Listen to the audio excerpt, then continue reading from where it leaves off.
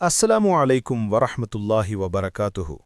கண்ணியமிக்க அல்லாஹ்வின் நெல்லடியார்களே, அல்லாஹ்வின் கோபத்தை அதிகப்படுத்தும் பெரும் பாவம். செய்த பாவத்தை பிறரிடம் பகிரங்கப்படுத்தி காட்டுபவர்கள் பற்றிய அல்லாஹ் தன் அருள்மறையாம் திருமறையில் சொல்கிறான். அநியாயம் செய்யப்பட்டவர்களைத் தவிர வேறு யாரும் வார்த்தைகளில் தீயவற்றை பகிரங்கமாக கூறுவதை அல்லாஹ் விரும்பவில்லை. அல்லாஹ் நன்கு செவியுறுவோனாகவும் யாவற்றையும் அறிபவனாகவும் இருக்கின்றான். அல் குர்ஆன் சூரா 4 வசனம் 148.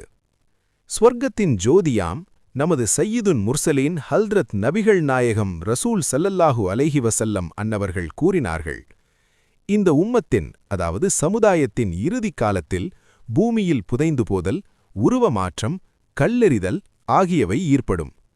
அப்போது அல்லாஹ்வின் தூதரே, நம்மிடையே நல்லறங்கள் செய்யும் நல்லவர்கள் இருக்கும்போது அப்படி ஒட்டுமொத்தமாக அழிவு ஏற்படுமா என்று அறிவிப்பாளர் அன்னை ஆயிஷா ரதியல்லாஹு அன்ஹா அன்னவர்கள் கேட்டார்கள்.